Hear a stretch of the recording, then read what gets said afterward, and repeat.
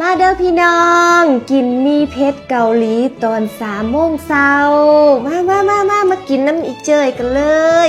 มือนี่อีเจยจัดไปเลย3 ห่อแบบเผ็ดๆเลยพี่น้องนี่สิจัดนักจัดเต็มก่อน3 ห่อแบบจุกๆเลยพี่น้อง ดึงขึ้นสูงดูผู้ใดเคยกินมีเพชรเดอันนี้เป็นมีเพชรคูณ2เด้อคือว่าคูณ2คูณ10นั่นธงสีแดงๆนะปาดโตผู้ใดเป็นแม่บ่ได้กินข้าวตอนดึกแล้วนอนบ่หลับได้ลูกมาเฮ็ดกินพี่น้องปาดเอาไอ้แยมปื้อนะ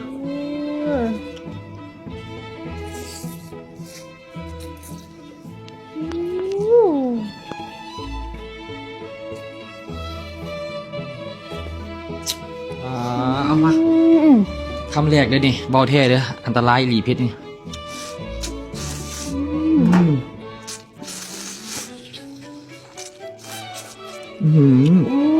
แซ่บพี่น้องเอ้ยให้คำยังไงเลย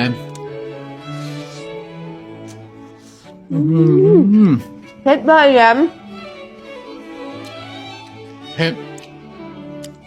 บ่ได้กินข้าวแล้วนอนบ่หลับซอกเ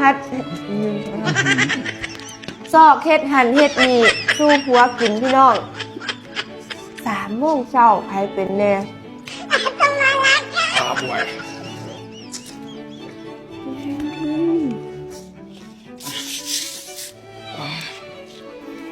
เดี๋ยวคิดต้องครับ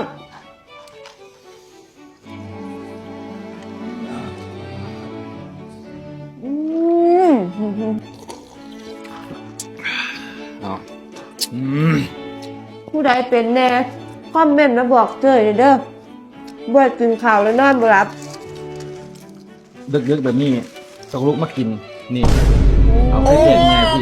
เลยพันเด้อพันปึ๊บเผ็ดแล้วยาวเลยป้านี่แล้วก็เอาไข่ดาวใส่ปึ๊บตามด้วยฮอทดอกลูกชิ้นปึ๊บเจอขอลองเลยเด้อเอาเลย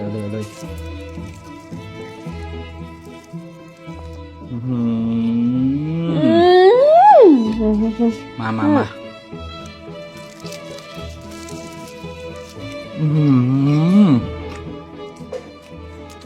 เผ็ดแทบพี่น้องครับตูดคือฮอทดอกโอ้แบบคำใหญ่เด้อ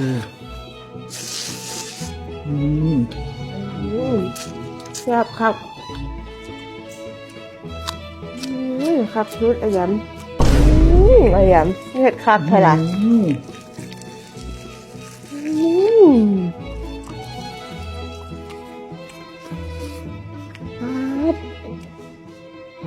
บ่อยย้ำใดที่มักกินข้าวตอนเด็กเนาะเฮ็ดให้ตุ้ยง่ายตุ้ยลงพุ่งเป็นบ่พี่น้องนะบวมโตบวมเนาะมากินข้าวตอนเด็กนะแต่บ่ต้องย่านมาเจอไฟเบอร์น้องอ่ำตัวนี้เลยเอาอยู่พี่น้องเอ้ยสิกินของเผ็ดของมันของข้าวกินแล้วเฮากินไฟเบอร์ตามไปเลย1 ซองตื่นเช้ามาหน้าท้องแบนลาบเลยเนาะทันตีจากลูกค้าที่ว่าซื้อแล้วซื้อซ้ำเนาะง่ายกินหวานกินแซ่บเด้อบ่เหม็นบ่ข้าวเลยเพราะว่าเป็นไฟเบอร์100เนาะสารสกัดจากบางไม้ล้วนๆเลยพี่น้องมาอีเจอจัดโปรให้ก่อน